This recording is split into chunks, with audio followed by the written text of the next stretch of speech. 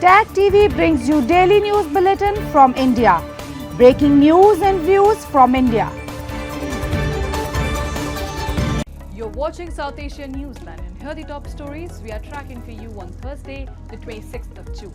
India refuses to sign SCO document in China that skipped Pahalgam. PTM activist seeks UN action against Pakistani atrocities on Pashtuns. And US government declares August 8 as New Bangladesh Day.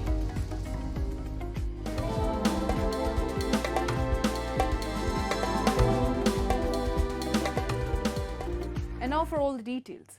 India has refused to sign a joint declaration at the meeting of SCO, the Shanghai Cooperation Organization in China on Thursday, which did not have any mention of the deadly Pahalgam terror attack, but mentioned incidents in Pakistan.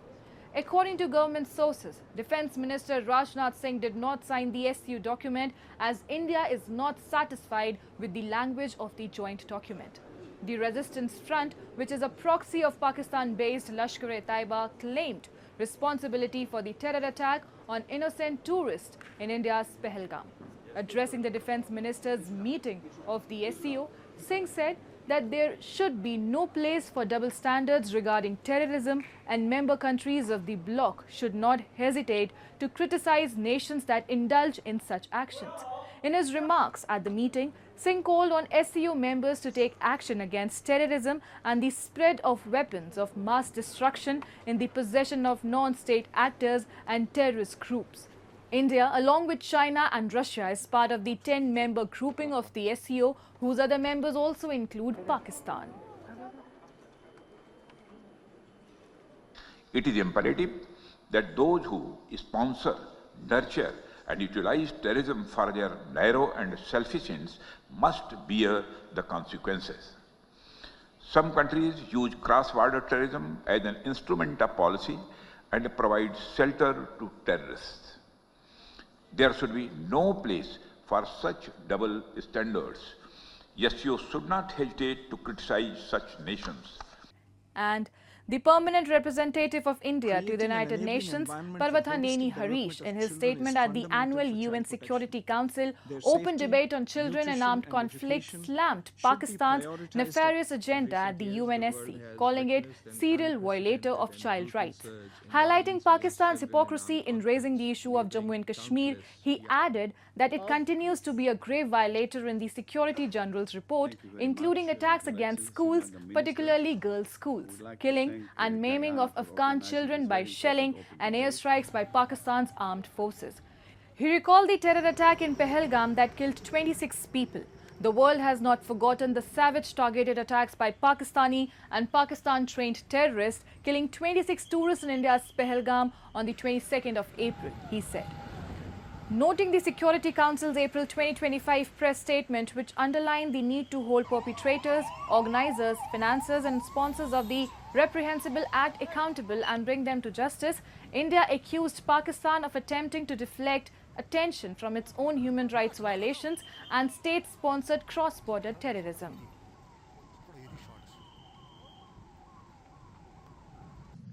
Pakistan is casting unwarranted aspersions over UN processes and also smearing India at various discussions to pursue their nefarious agenda. We reject this attempt by Pakistan to deflect attention from the atrocities committed against children in their country, as highlighted in the Secretary General's report, as well as their rampant cross-border terrorism. And a special flight carrying 272 Indian nationals and 3 Nepalese citizens stranded in conflict-hit Iran landed safely in New Delhi in the wee hours of Thursday, taking the total number of people evacuated under India's Operation Sindhu to 3,426. India launched the evacuation mission amidst the escalating conflict between Iran and Israel, which had gripped the region for the past couple of weeks before a ceasefire was agreed on Tuesday.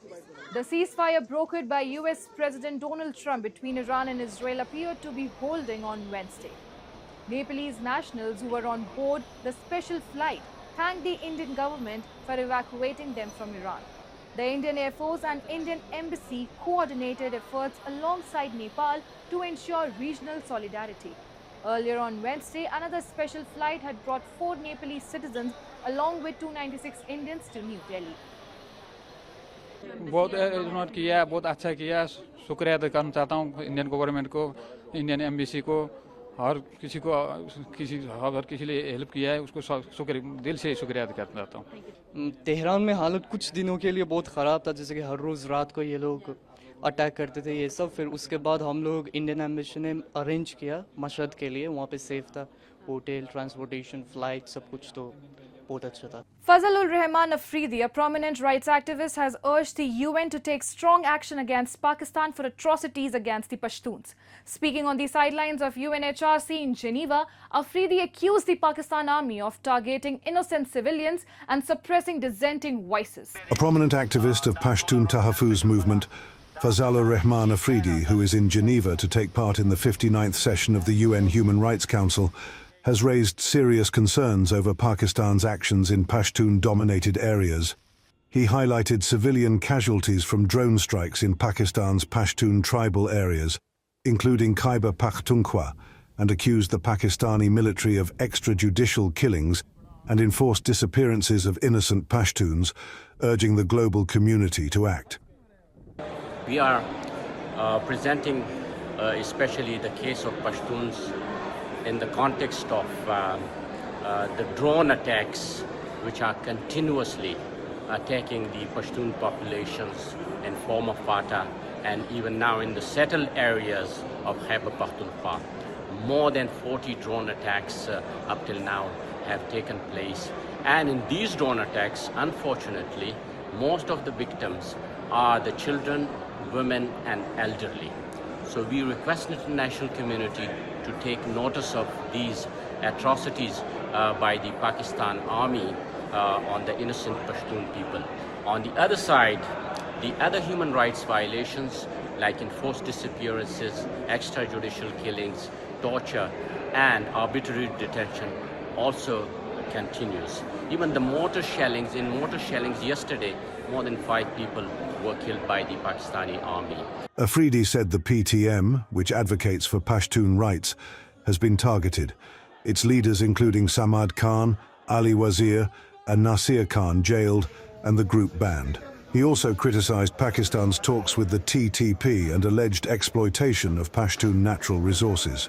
Even today, one forcibly disappeared person who was disappeared by the state of Pakistan 5 years ago, his body was recovered and he was extrajudicially killed by the state of Pakistan in jail. So we want to raise these issues. And on the other hand, the PTM has been banned by the state of Pakistan. The only organization which is defending the human rights of the Pashtun people is banned by the state of Pakistan. On one hand, the state of Pakistan is banning the human rights defenders, banning organizations which are raising their voice for human rights, but on the other hand, they are negotiating with the terrorist organizations. They are bringing back they have brought back the TTP to the Khyber Pakhtunkhwa, and now they together, the TTP and the Pakistani military are creating a security situation in the region. Calling it a shame for the international community to remain silent, the Pashtun activist demanded a UN-led investigation into the abuses. Moving on. Bangladesh has decided to observe August 8 as New Bangladesh Day, as this was the day Nobel laureate Muhammad Yunus was sworn in as the interim leader last year. Former PM Sheikh Hasina's government fell on August 5 last year following the student-led uprising. 3 days on, Yunus was sworn in to lead the government as chief advisor. The interim government will now observe this date every year as New Bangladesh Day, a decision that has sparked intense reactions across the country. The General Administration Division of the Cabinet issued a notification announcing the decision, local media reported. Reports suggest July 16, the day when 5 people were killed in clashes between protesters and the police during the agitation last year, has been declared Shahid Abu Sayyid Day to honor the memory of the student by the same name.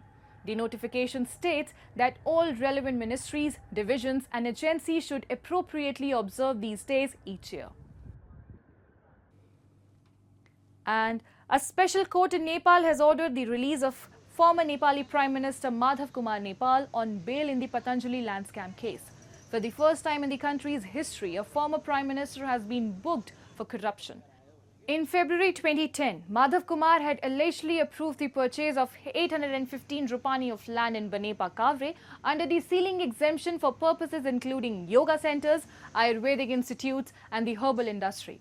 Madhav Kumar Nepal had waived the land ceiling law and allowed Patanjali to purchase land for a specified purpose, and then through another decision 2 months after permitted commercial sale of the land. This, the anti-graft agency said, caused huge loss to the state. The anti-graft body has asked the former premier to pay Rs 186 million for the loss. Moving on, the Axiom 4's launch sent out waves of inspiration and motivation, particularly among young science enthusiasts in India on Wednesday. After the launch, a student expressed her ambition to become a world contributor like her idol, astronaut and group captain Subhanshu Shukla. The Axiom 4 participation of Shukla, an Indian Air Force pilot, is seen by India's own space program as a kind of precursor to the debut crewed mission of its Gaganyaan orbital spacecraft planned for 2027. He's the first person in the ISS, the first Indian in the ISS. So it is really a great moment for us Indians. It is.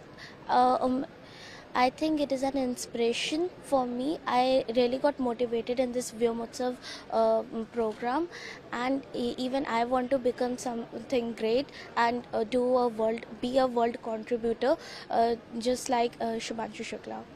It's a problem for Indians, and it inspires me to become a space scientist.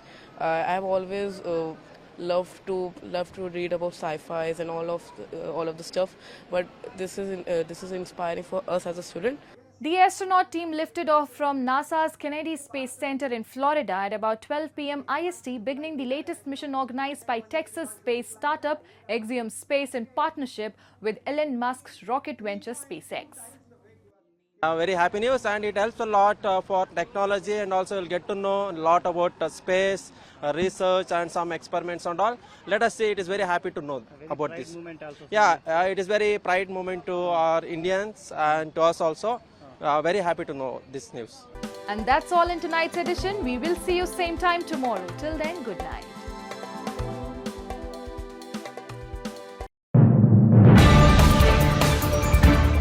Tag TV brings you daily news bulletin from India. Breaking news and views from India.